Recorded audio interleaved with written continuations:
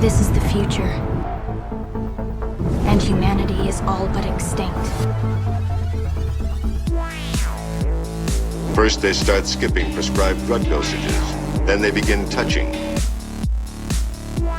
I volunteer as tribute! You can stop this. You can change things. I know that there's something more. Then we've only got one choice. We fight. Fight the Future with Dan and Paul. Welcome to Fight the Future with Dan and Paul, the podcast where we review young adult dystopias. I'm Dan. I'm Paul. Sorry if we sound very, very similar, but that's what happens when you're brothers. Yeah, just enjoy the chorus. So, what do you like about dystopias? I like the whole idea, right, is it sort of shows this alternate view of the world. You know, the people writing it, what they think the future might hold in a bad situation.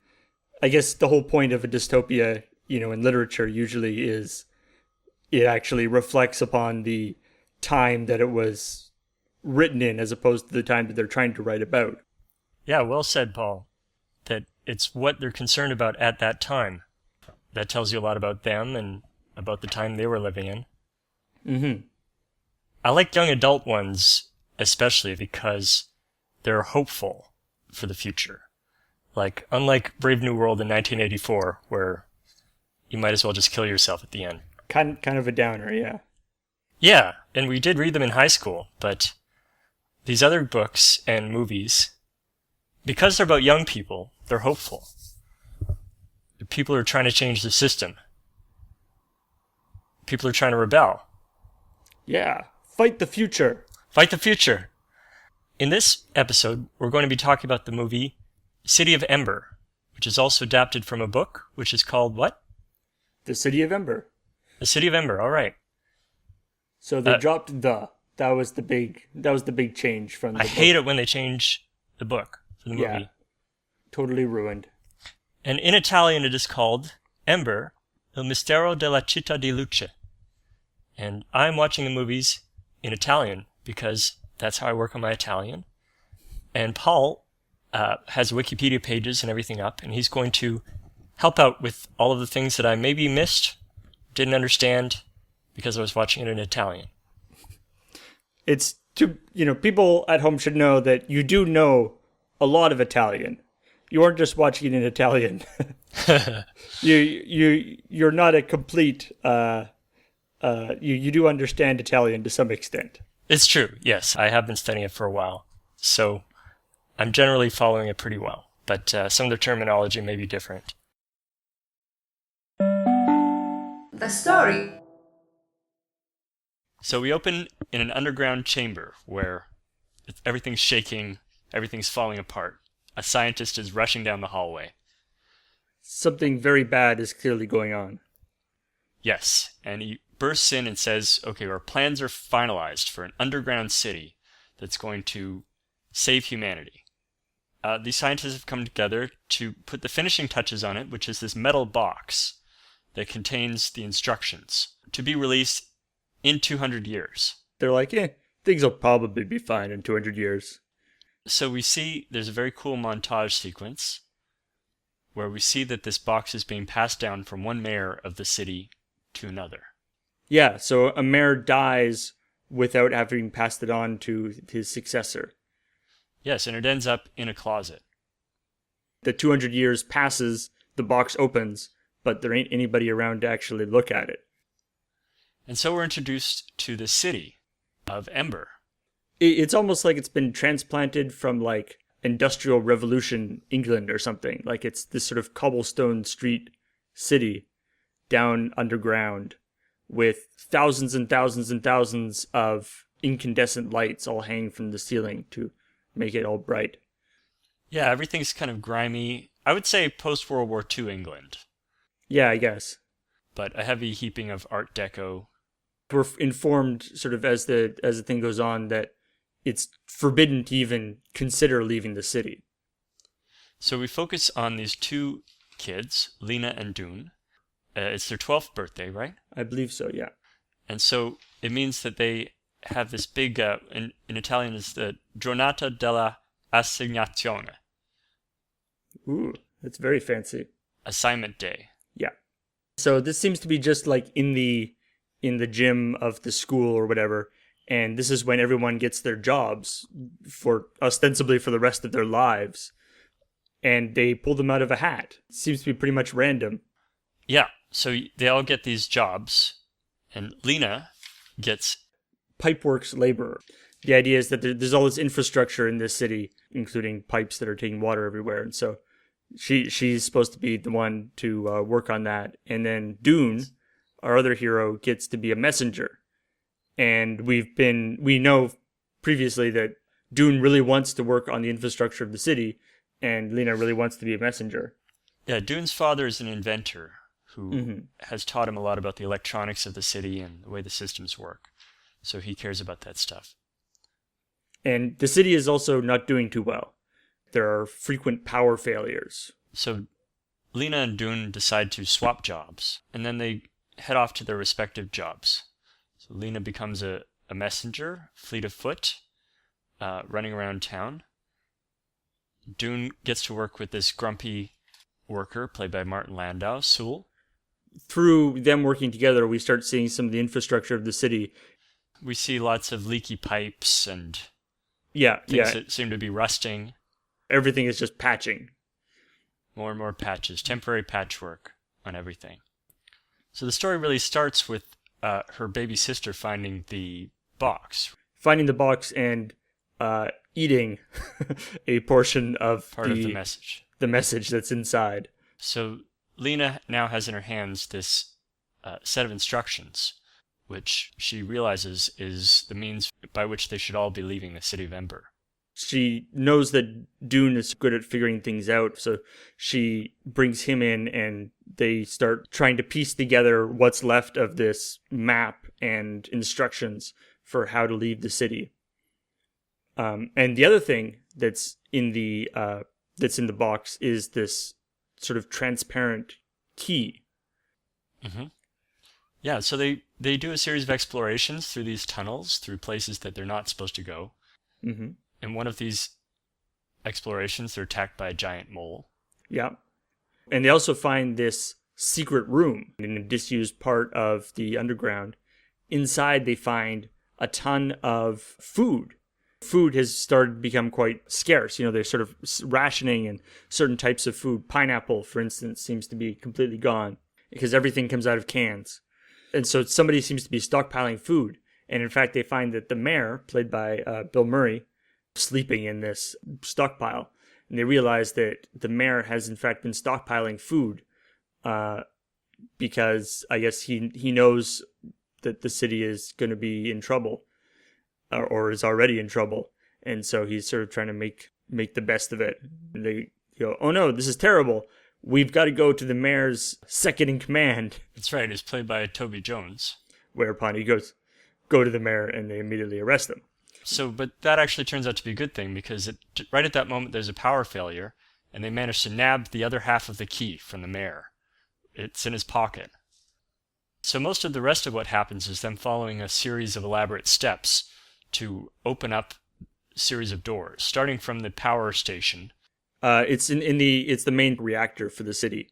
Right, which is a gigantic turbine with water rushing over it. Right, and it's obviously not doing very well because there's all these problems with the power in the city. And they go to it, and there's this sort of door that's been sealed that no one's able to get into, but this key that they have unlocks. And they go up, and there's this sort of very disused chamber where they were to control the power station stuff.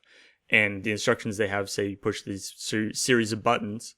They do it, and basically all hell breaks loose. Yeah, the generator adjusts somehow to allow the water to flow over. And at the same time, this wooden boat flops down from one of the walls and starts traveling along a track towards there. Exactly like a Disney theme park ride. It turns out that hidden in the city, in this like locker room, behind every single locker is one of these little log flume boats. Yeah, and in 200 years, nobody thought, like, hey, is that locker taken? Maybe I could put my stuff in there. No. So then while the rest of the whole town is doing this thing called it's like Song Day, where they all sing songs. And so Lina and Doon get in one of these boats. They take a leap of faith. This terrifying ride, like they travel down rapids and all through these dark passages and all this stuff. But ultimately, they're ejected into this cavern where they can walk up into the outside world. And the first reaction is, oh no, it's all gone. Right. It's all dark out here. And that's, what they've been told is that outside Ember, it is just darkness, right? Ember is the only place where there's light. And they go outside and it is all dark. And they're like, oh crap, it's true. Yeah. And then the sun rises. Dum dum dum. Yeah, the sun rises. And they realize that, not only is, there a world out there and there's sun and everything, but it's actually quite a nice world. Like, it's not like everything is scarred by nuclear radiation or something. Yeah, I mean, if there's background radiation, they won't find out until a few days later when they start getting sick. Right, that's true, I suppose. It looks nice. It's green, rolling hills. And they drop down a message back into the city. Yeah, they find this sort of crack in the ground. It's a vent, and they drop a message, and Doon's father finds this message wrapped up in a rock that explains how to get out of the city. Planting the seed for them to all make their escape. Plausibility. In this segment, we talk about how plausible is this dystopia? How do we get to this point, and how does it maintain itself as a dystopia? So, I mean, the first thing for this is that we don't actually know how we got to this point. The disaster that is the inciting incident for Ember is never really made clear. It's just something bad happens. Yeah, it's a disaster that threatens to wipe out humanity. Like, it's something that obviously going underground will solve, but it's also, what I found interesting is not only is something bad happening, but it's happening on a slow enough scale that they actually, they don't start building the city until after it's already happening. Right. Because when he's going down the hall at the beginning, there's like a little bit of dust falling from the ceiling, showing that things are falling apart. Right. So, it's a disaster that they have 50 years to deal with, but not enough to stop it. Only enough to build the City of Ember. Right. To save I believe in the book they say it's like 200 adults and 200 children. Really? Well, it's a bit more than that in the movie. It looks like at least a few thousand. But it's towards the end, so people probably reproduced. Like, this is something I thought a lot about while watching it. Like, this is a closed system. 100 children and 100 adults. Okay. So there's only 200 people to ensure the human race would survive. Yeah. Let's hope they like fucking. But they do. I mean, by the time of the movie, it looks like there's a few thousand people.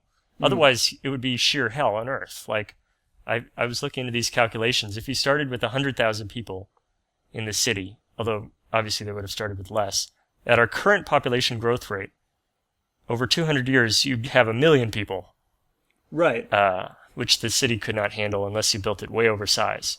And I mean, that's, entirely possible. That's part of their, their resource problem is that there are more people than they originally planned. Right. So all of this stuff kind of is cool, makes sense in the sense of it being towards the end of its life cycle. Mm-hmm. So, it's a good thing they found it right at that point and not, say, 10 years later, after everything had completely fallen apart. Again, according to the book, this is 41 years after the 200 years. This is 241 years after they went down there. Oh, okay, so it's significantly past the point that it was planned to stop. Right. Yeah, so that makes sense. So they constructed this artificial city according to a very specific aesthetic that is similar to Rhapsody. Is that what it's called? Rapture, yes. I sound they were big old person. BioShock fans. Big BioShock fans, yeah. So they decided to build a big statue of a big daddy. Like, it's interesting in middle. that they decided to, like, it seems like a city almost that was transported down into a cave as opposed to a city that was sort of built in the cave. That's interesting. What made you see that? Well, just, I mean, there's all sorts of weird stuff, like the cobblestone roads. There's actually like streetcar There's streetcar tracks in the roads, which we sort of later find out might be in order for all the boats to move around on the tracks. But like I wrote in my notes, like, that's what the tracks are for? Like, seriously? For these little rickety wooden boats that are supposed to transport precious humanity Did nobody away. in the 241 years be like, why are there tracks everywhere? And, the sort of weird, low-quality incandescent bulbs that are everywhere. Fluorescent lights. We use way less power. Compact fluorescence. LEDs, they wouldn't, the generator would have no issues. Also, what is the generator working on exactly? I mean, one would assume geothermal, Geothermal. but who knows? Yeah, but there's something really appealing about the idea of building a bottle city, building like the city of Candor. Or actually, a better example is the Sand series by I forget the author, but it's about an entire city built in a silo, or an entire society that is in this silo, and it's about like how could you actually have this world that is absolutely contained. There's no outside stuff. Right. We learn that there's canned food, so that means that there's supplies. We never see like the enormous warehouse that it must contain. We only see little bits of it. Yeah, we do see parts of warehouses and stuff, and we also see where the warehouse and that there are a lot of empty shelves. Right, because according to the book, it's 40 years past the. Mm-hmm. So they did a good job with buffering it a little bit. Yeah, a little bit, but not as much as you might think. So yeah, I found it interesting with there's this box that has the instructions on how to get out. Mm-hmm. I was trying to figure out I guess was the box secret? Yeah, why did they need to lock it, for one thing? And if it was secret, then why were the mayors holding it in their portraits? Right. And they're like, hey, wait a minute. After this point, the mayors stopped holding this weird box in their portraits. Nobody ever noticed it. That mayor's name, by the way, is Pod Morthwort. Nice. Which is a great, fantasy name. So the line that I thought that informed the entirety of the plan of Ember that happens at the very beginning of the movie, when they locked this box and they, this will be open in 200 years. So future generations will be spared the sorrow for what they've lost.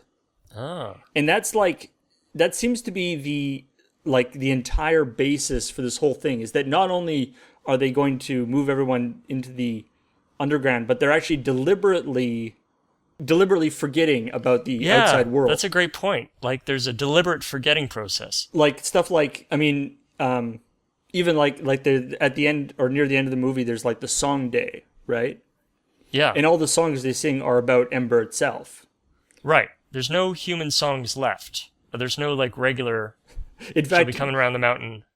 I'm bringing sexy back. One of the I wrote this down because I thought it was funny that in the hymns that they're singing, it's we are part of Ember. The sun shines above. This is all we know. This is all we know is actually part of the hymn that they're singing. Yeah. We are dumb and we like it. And so there's this idea that at whenever the original people went down into Ember, there was a deliberate decision not to tell their kids about the outside world. Right. There seemed to be a big emphasis on kids, on the next generation. And that this box, that there's this idea that there is a way out, is secret. The idea that people can leave, will be able to one day leave Ember, is a secret. And impossible to leave until it opens up. Right, yeah. I mean, the process for leaving is to the point where the only way to get into, not only to get to leave, but notice that the way to get into the generator, to like access the control room for the generator, you needed to have the 2 keys from this box. Right, right. Which seemed weird to me. Like, I mean, there are other things. There were all sorts of buttons and switches in that generator control room that you think they would want to have access to. Right. Considering their generator was literally on fire, like the day before. Like it had like dozens of buttons on it. And but really, there's only one button that's important. Yeah. At the end. Yeah, that's funny. It seemed like a very, like I didn't quite see why they couldn't just be like, this terrible thing happened to the outside world, but there will come a day, when the great box opens and we'll all be set free. Right. Yeah, that would be important to encode. I don't know, maybe something somewhere along the line corrupted it to say, this is all there is. You shouldn't hope for the future. In the book, it's actually not even revealed until they get outside that they were in a cave. Right. See, this is the way that the story should have been told, in my opinion. Because I'm sure that they shot it one way or wrote it one way for the movie, and then somebody got scared and said, people are not going to know what's going on. They're going to be confused. So let's put something at the beginning that makes it absolutely clear. But I'll bet in the book it starts off with, we're in the city, we've always been in the city. And then you gradually find out that people put them there. Mm-hmm. Like, that's much cooler than just laying it all out at the beginning. Right, right. Yeah, it's the Silo series is what I was referring to, which is a very similar premise to this. The first book is called Wool by Hugh Howey, and it's really cool examination of the same thing that took a lot more care with how this world would actually function.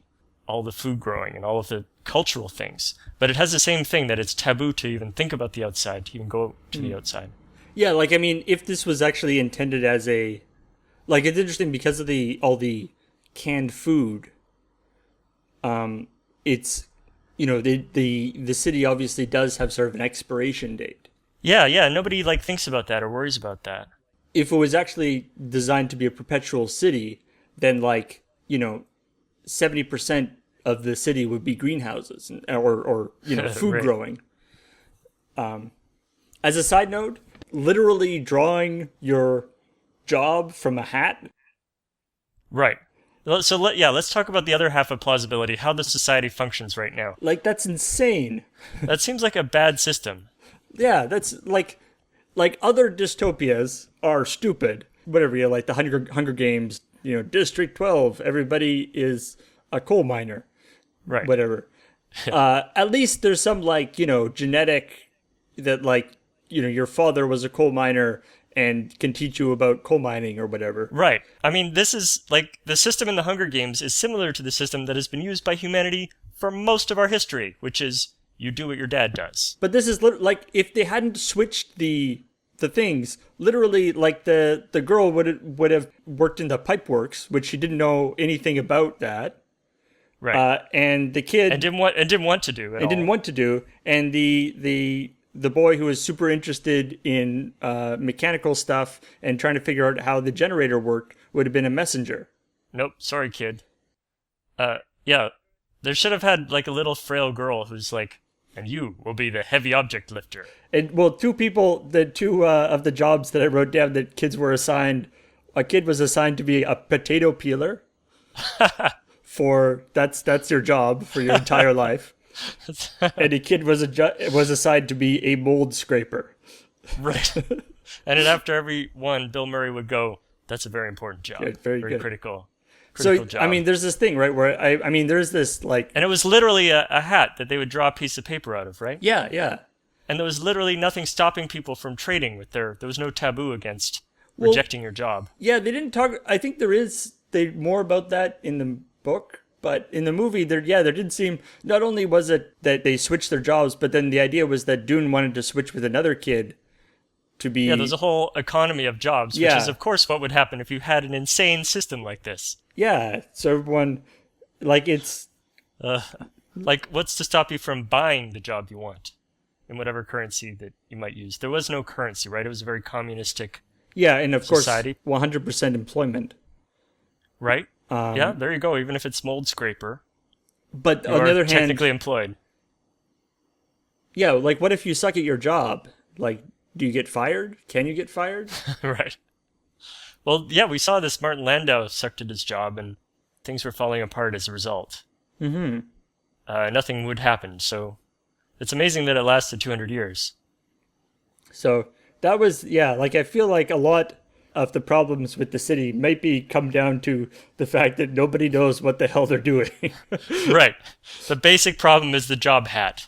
And nobody... If I was elected mayor, which how does that happen anyway? yeah, maybe he drew mayor out of the hat. Yeah, right. When he was 12. Yeah. By the way, they looked like they were different ages too, which didn't make a lot of sense. And they sort of go to... They seem to sort of go to school for X amount of time. You draw your job, and then everything else is on the job training. But, okay, let's just talk real quickly about the basics of this world. So there's no money. Although there's a barter system, I think. Barter system, yes. So as would always sort of grow up in any situation where you have scarcity. Right. But people are basically doing okay, it seems like. But in any case, it's very small. Everything happens in this little tiny city. It's very slightly religious. Yeah. With this sort of builder religion. Yeah, and I think that's a bigger deal in the book, that there's sort of this cult of the builders. Huh. Okay, so we've talked about how plausible this world is. Yeah, no, basically, I think in terms of plausibility, what is depicted in the movie is accurate in that it's not... It is not going to work for very long. Doesn't work. Doesn't make very much sense. If some people who are left on the surface come down and investigate what happened to Ember 10 years after the movie, there is nothing there. Like wow, that's dark. Like it is just an abandoned city. Like I feel like the city is very much in trouble. I don't know. It seemed like they could get along a little while longer without resorting to cannibalism. Well, they could eat the giant moths. But the generator was going to die. It's true. So then there's no light and everyone dies. Good point. Okay, good point. Scariness. How scary is this dystopia? So it's scary that everything is failing, that the lights keep going out. Yeah. Like I feel like, if the sort of generator and stuff had been operational, it wouldn't be that bad necessarily, especially, if you grew up in this culture so that you wouldn't really know any alternative. I mean, it would suck if you get assigned to be mold scraper. Right. Then your day is just scraping mold, but we don't follow that character. No. Presumably she's still down there scraping mold. Yep. At the end of the movie. But as dystopias go, it's not that dark. Like, it's actually kind of cozy. The people seem to actually get along.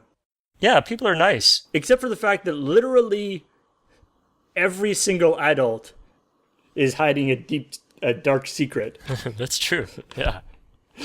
They all have some... But usually it's a good secret. Like, they're more heroic than you thought. Right.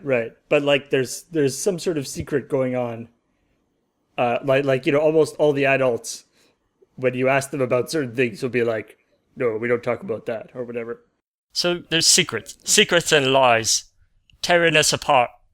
It's not like it's sort of like a police state or anything, really. Well, we do see the guy dragged away and beaten up by police, but that seems like a rare occurrence, just associated with the forbidden zone. And the girl, once she, sort of accuses the mayor of stuff, is going to be arrested, things, but yeah, it is a dictatorship, but a fairly cozy one. Yeah, I mean it's like a small town, so it can't get too oppressive. So it actually lacks this thing that other dystopias have of the sense that the state is this big grinding machine that you can just be caught up in. Yeah, you're this anonymous person. It's basically just Bill Murray, right? And he's not even that evil. He's just like greedy. And wants all that canned pineapple. And it isn't, yeah, and it is very, like, this sort of small towny thing where, like, for instance, where messages are sent by foot, and by, just by people's names and stuff, right? Like, Do you think the messenger is one of those jobs they had to make up to fill up the hat? Like, they have electricity. Why could they not have telephones? Doesn't he use a telephone at one point? I don't know. Yeah. Well, also, yeah, because there used to be telephones because she has an answering machine, right? oh, right. That's a cool point. So yeah, the she telephones have- replays a message. The telephones have broken down, I guess. Ah, I see. Yeah, okay, that sort of makes sense. But in a town that small, couldn't you just use, say, word of mouth to get messages? Like, just pass it along? But like everybody seems to sort of know everyone else. Right. Yeah, so it's okay, but on the other hand, like for instance, when the girl goes, when the girl is being chased by the cops, they put up a wanted sign that just has her name on it. that's true. It's like That's a good wanted point. this person. Right. No picture. Yeah, so it's like, oh, are you that person? Nope. Oh, okay. Why would they have to put up a sign if everybody knows everybody too? The guy Doon, the leads, I thought the main characters were very uninteresting, but he would just basically the only character trait they have is the character trait that every young adult dystopian character has, which is nosiness, That's very curiosity, like a lethal amount of curiosity. Okay, so speaking of scariness, the thing that I would not trade this cozy little world for is the giant moles. important. Yes, I believe that's something from that wasn't really in the book. Just to add more visual excitement in the movie. But the enormous animals, I don't know if that's sort of a reference to the idea that there was some sort of like nuclear thing going on that was Or natural extrapolation of evolution over 200 years. Yeah, Moles will be enormous. but But- for some reason all the insects and animals seem to have gotten huge. Yeah, but it leads to this terrifying sequence where they're just poking around in the tunnels essentially, and a star-nosed mole the size of like 3 elephants put together starts attacking them like crazy. Like, do moles eat people? It doesn't make a lot of sense. I thought they ate insects. Hey, it's only because they're small. If a mole could It's eat true. you, it would. Yeah, it's a star-nosed mole too, which is particularly horrible. Yeah. So for about They're 2 freaky minutes, yeah, the movie turns into like a crazy horror movie. That would certainly have traumatized me. And so, by the way, they built this city to protect against unknown ecological catastrophe. Cannot protect against moles. No. There was one guy who was like, maybe we should have a thing in case there are enormous moles. And everyone was like, no, that's ridiculous. Crazy talk. I think maybe we should use those resources for more food instead. Alrighty. More incandescent light bulbs. You guys are gonna be sorry when the giant moles come. Ha! I told you so, he says so at the end. And by the way, like, Bill Murray getting eaten by the giant mole, it's supposed to be this comeuppance type of moment. But, A, he hasn't been opposing them that hard. And B, it's just random. Like, why would the mole be in this? I guess it's to punish him for his cowardice? How did the mole get inside the room? Right, which was locked, as I recall. And also just had a small door. Yeah, it was metal. Made out of metal in general. I mean, if we saw the mole sort of burrowing through walls of things, it would be a different matter. But yeah, that's scary. And there's also an implication of giant dung beetles out there somewhere. They find an antenna. So that part is scary, but not particularly dystopian scary. No. How would they do? I mean, How would you do if you were... Okay, yeah, the sorting hat would be a problem. yeah, I mean, I think how you would do, I think you would probably do fine because it's pretty much impossible not to do fine because you just do whatever the sorting hat tells you However to badly... do, and that's pretty much what you do. I think you would make an excellent mold scraper. I'd scrape the hell out of that mold. Yeah, it's a good solid day's work. Yeah. I think we would do fine, but I don't think we would be, the ones to go looking for the exit, No, I would be like, that sounds dangerous. Yeah. So we would do fine, but sort of, unless somebody else was doing the whole looking for the exit thing, I think we'd be in trouble in the long run. We'd be the ones going, oh, lights are out. I don't know what that's all about. Should I stop scraping mold? Should I continue? Yeah, do I get a day off?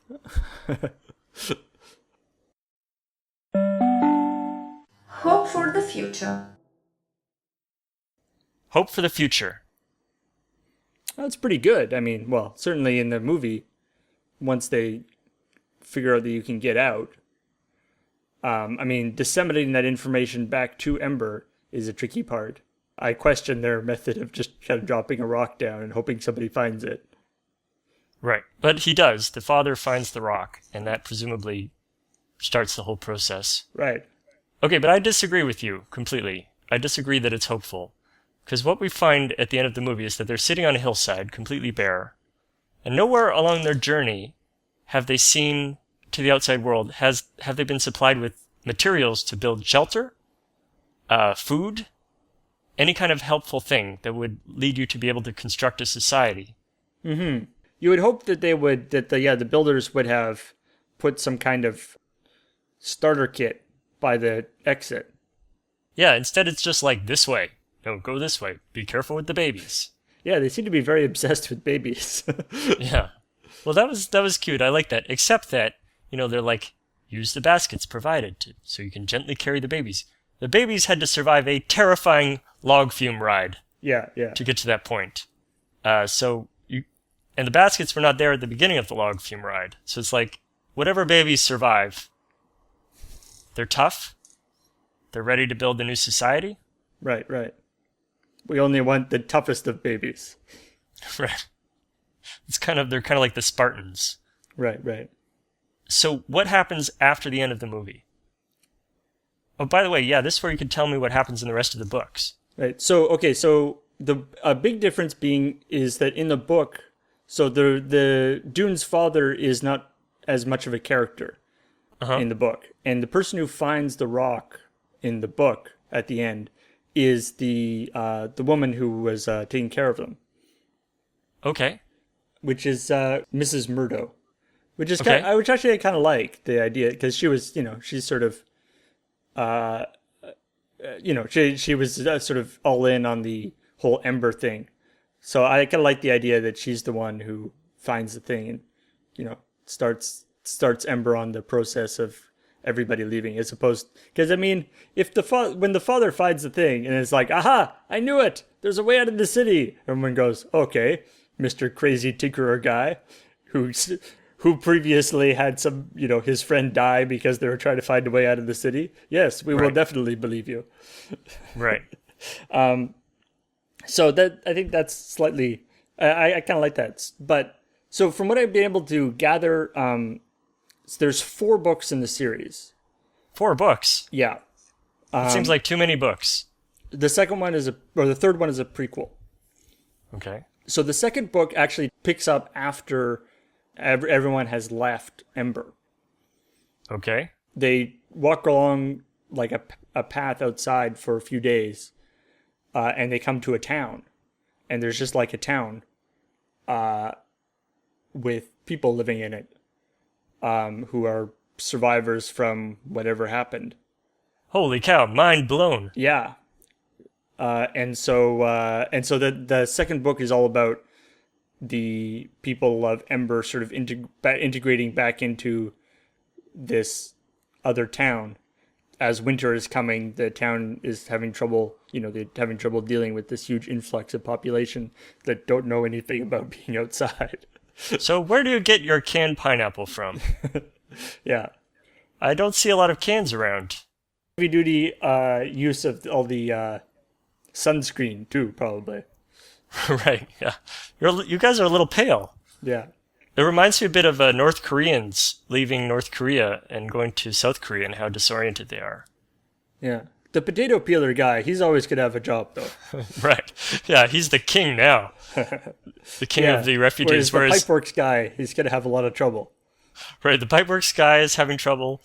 The mold scraper is quickly finding out that their job isn't quite as important as it used to be. Whatever mold there is, you better believe it's well scraped in this new world. The third book is like a prequel it seems to be, from the synopsis I was able to get, doesn't seem to be actually that closely related except for the sense that like one of the people in it is one of the planners for Ember, but it's not actually about like the planning of and creation of Ember and stuff. It's about some other stuff.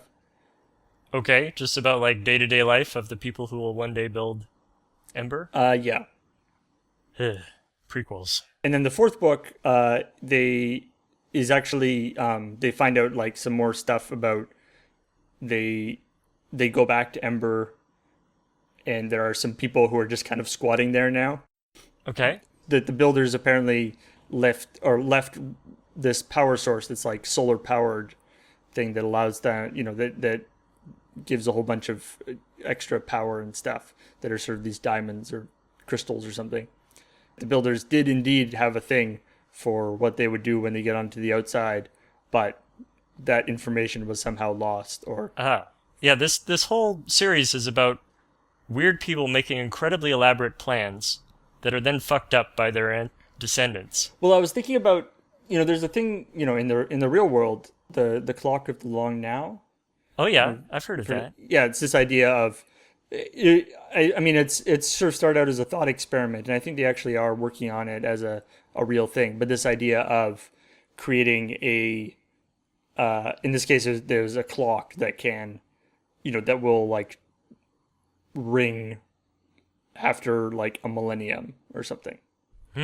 And just this sort of idea of like what kind of stuff do you have to take into account and what things, and the idea of trying to like store information for a really long period of time when, you know, when all the, you know, not even like the written word might have changed so much that people won't really understand it and that kind of stuff. And you think about that, and then for instance, the big problem that they ran into in this movie was that the instructions for how to get out was written on a piece of paper. Right, I noticed that too. I have a note about that. If they had written it on, you know, something a little bit more sturdy, or maybe hadn't folded the paper. Right, she has to piece it together so that most of the instructions are holes now. Yeah. Like, they could have easily killed themselves, possibly other people. Or the entirety of, like, they literally, like, messed up the entire infrastructure in the process of getting out, right? Like, they stopped yeah, they well, except the lights seem to be on at the end. But like they stopped the water wheels things, and the thing to start the water wheel things again is in the control room that the door is locked to and they have the key for. Right. So this is a very fragile plan. Yeah. That is based on writing things down on paper and keeping them secret. And then folding that paper up and putting it into a thing. Like, I don't know. I did a little bit of work for, you know, a museum company, and there's all sorts of things about, you know, even just archival photographs and stuff.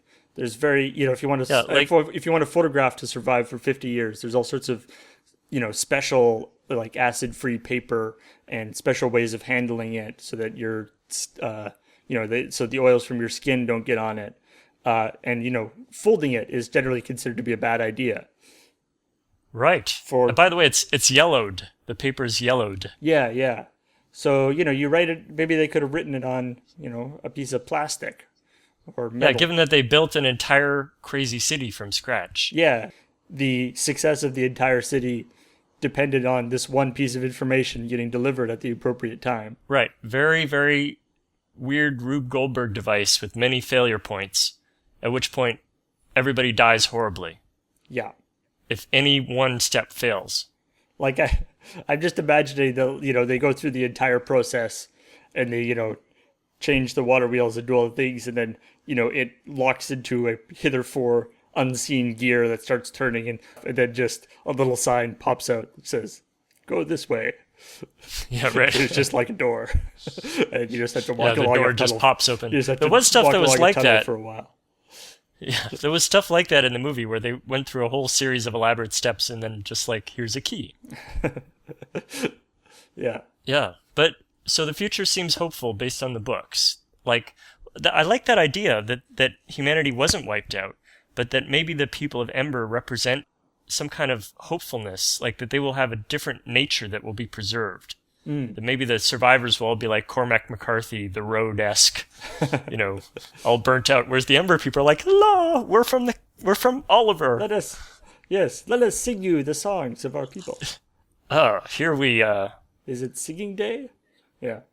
Has it seen that yet? The thing I kept thinking about the video game Fallout, because there's a whole thing in this. There's a nuclear war, and there's these people go into these sort of vaults that are time locked for like 200 years or 500 years or something. And it becomes clear over the course of the game that these vaults, while being designed to preserve humanity over the course of, this nuclear apocalypse, also had this ulterior motive where there's hundreds of vaults across the United States, and a lot of them were designed as like experiments as well as preserving things. So there'd be like one vault where they get a whole bunch of people who look the same, or like there's one vault that's entirely filled with clones of one guy.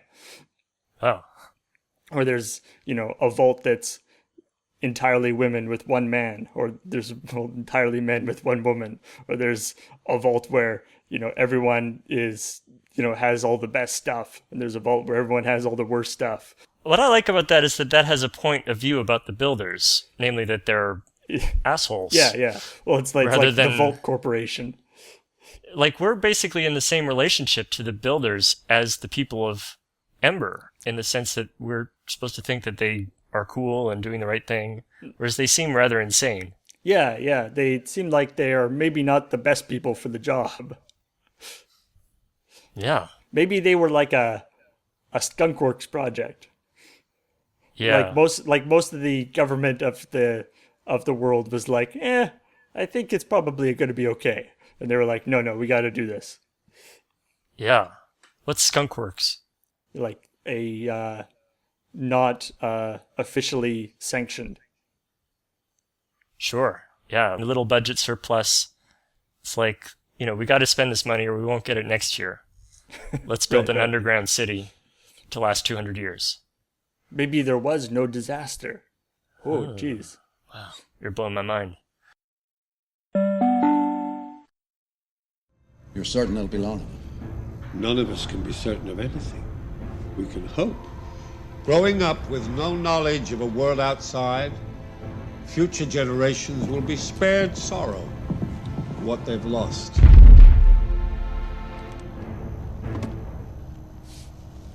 For the good of all mankind.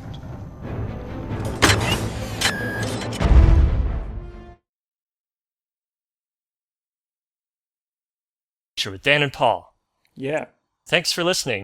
Yeah, and join us next time when we'll be doing another book, The White Mountains, which is part of the Tripods trilogy.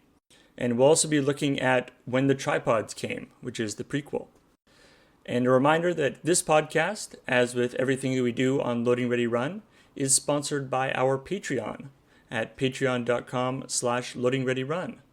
Our theme song is by Bradley Rains, and the interstitial segments are by Kiara Kant. If you enjoy this podcast, please help us out by subscribing, rating, or reviewing it on iTunes, or you can give us feedback on our forums at loadingreadyrun.com/forum. I want to give a special shout out to forum user Rose Nightshade, who mentioned City of Ember on the forums. I hope you enjoyed this episode. Bye. Bye.